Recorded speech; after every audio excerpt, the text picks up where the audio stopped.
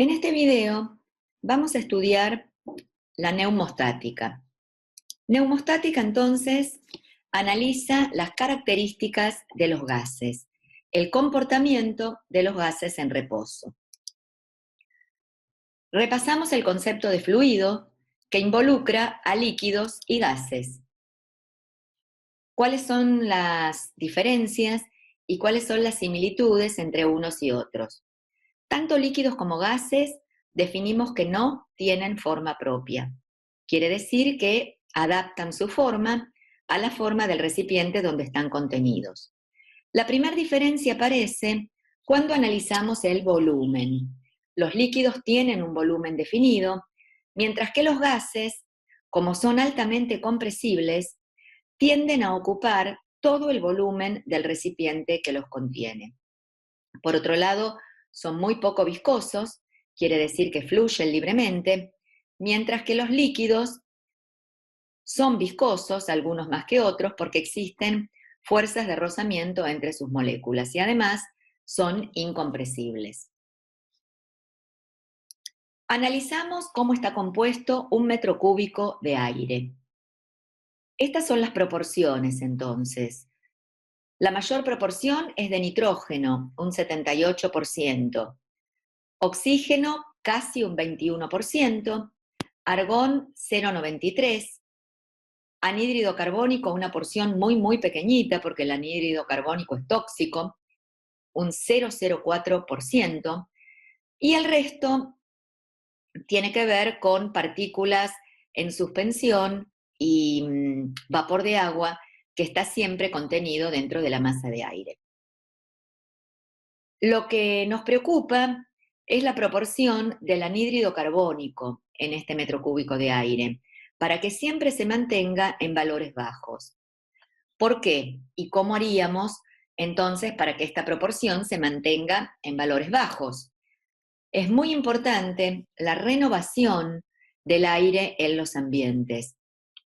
Cuando vos incorporás aire limpio, aire exterior, que es el aire de ventilación, estás generando una renovación de aire y estás impidiendo que el aire ambiental se vaya viciando con los procesos lógicos, por ejemplo, de respiración de las personas.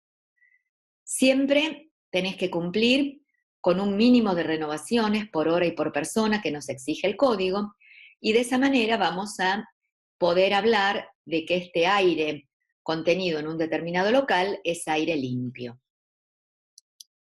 Vamos a analizar cómo está compuesta la atmósfera terrestre, esa gran capa de aire que tenemos nosotros por sobre nuestras cabezas.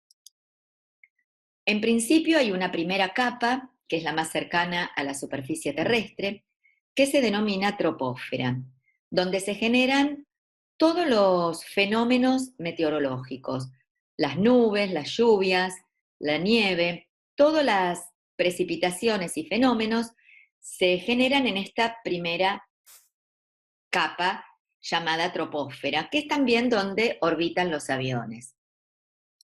La segunda capa es la estratosfera. En esta capa se encuentra la capa de ozono, la que protege justamente a la superficie terrestre y a todos nosotros de la radiación ultravioleta del Sol. Si no existiera esta capa de ozono, la temperatura en la Tierra sería tan elevada que sería imposible la vida. Luego, la tercera es la mesósfera, que es una zona muy fría, porque recuerden que a medida que ascendemos en la atmósfera, la temperatura va disminuyendo. Luego la termósfera, que es donde orbitan las naves espaciales. Y por último, la última de las capas es la exósfera, que ya es cuando los átomos escapan al espacio. ¿Por qué te estoy contando esto? Porque en realidad tenemos que analizar que nosotros estamos sumergidos dentro de un fluido que justamente es el aire. Y ese fluido ejerce una presión sobre todos nosotros que denominamos presión atmosférica. Torricelli, un físico italiano, hizo una experiencia para poder determinar el valor de la presión atmosférica. Tomó un tubo, como este que ven acá, de aproximadamente 1 metro de longitud, y lo llenó con mercurio. Lo dio vuelta sobre una cubeta que también contiene mercurio. Entonces se observa que el mercurio en el interior del tubo comienza a descender. Desciende hasta alcanzar una altura de 760 milímetros o 76 centímetros. En ese punto, o a esa altura, se detiene el descenso del mercurio en el interior del tubo. Torricelli, entonces, basándose en el principio general de la hidrostática, pudo determinar el valor de la presión atmosférica. ¿De qué manera? Considerando el peso específico del mercurio, que es de 13,6 gramos por centímetros cúbicos, multiplicándolo por la altura que alcanzó el mercurio en el interior del tubo, que fue de 76 centímetros de columna de mercurio. Esta cuenta a vos te da 1033 gramos por centímetro cuadrado, lo que equivale a decir 1,033 kilogramos sobre centímetro cuadrado. ¿Por qué es importante este valor? Porque esa es la presión que la atmósfera ejerce sobre cada uno de los cuerpos que están ubicados en nuestro planeta Tierra.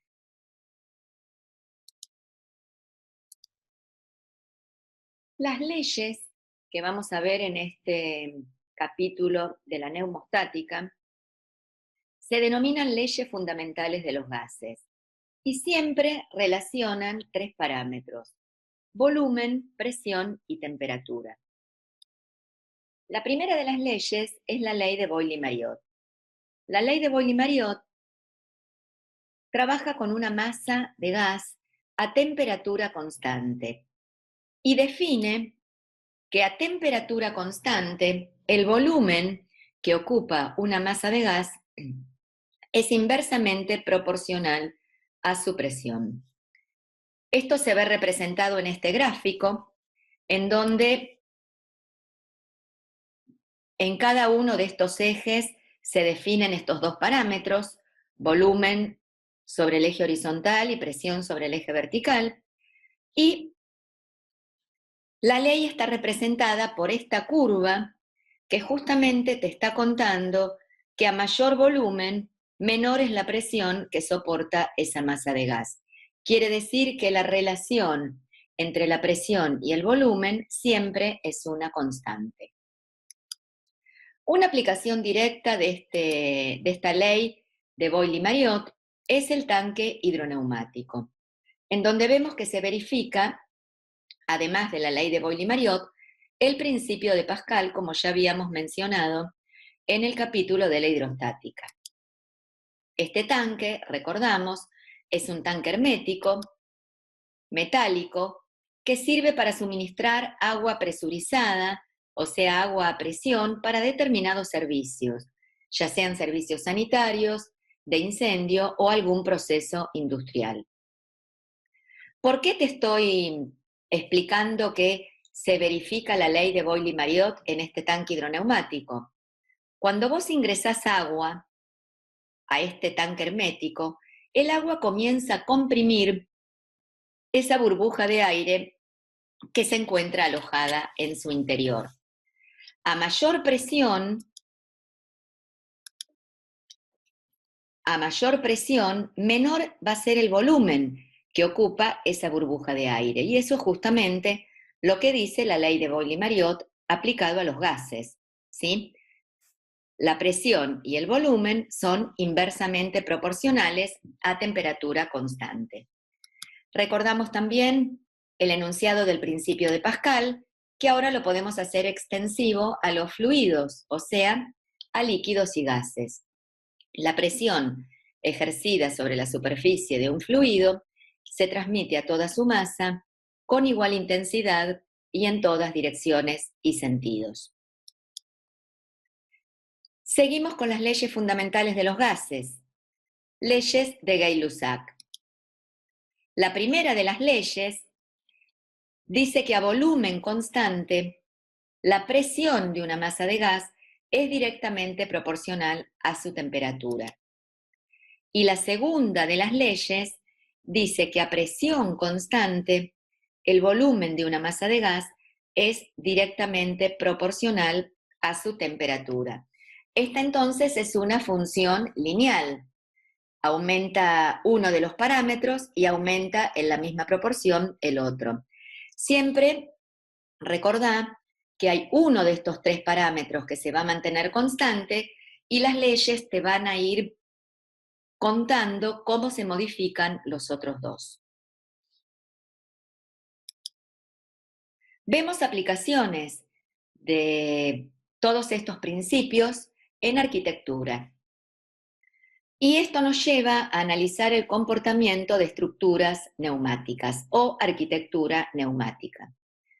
Hay dos tipologías dentro de estas estructuras neumáticas.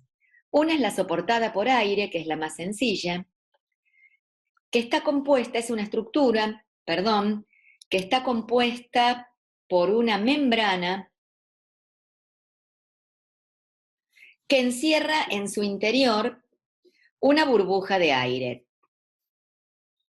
Generamos entonces en el interior de la membrana una presión interior levemente superior a la presión atmosférica que está actuando en el exterior. Siempre esta estructura está soportando justamente la presión atmosférica y podemos verificar entonces el principio de Pascal. ¿Por qué? Porque la presión que vos estás incorporando en el interior mediante un motocompresor se reparte con igual intensidad y en todas direcciones y sentidos. La segunda de las tipologías son las estructuras hinchadas por aire. Son de doble membrana estas estructuras.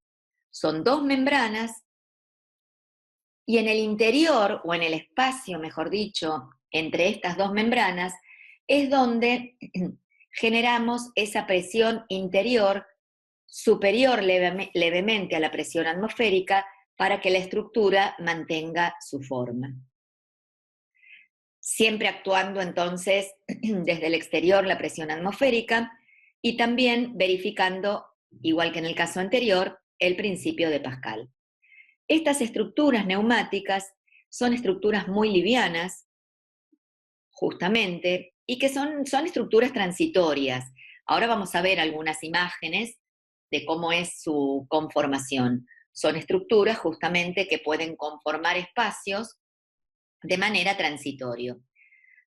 Acá tenemos algunos ejemplos de estructuras neumáticas, como en este primer caso, que están conformando arcos.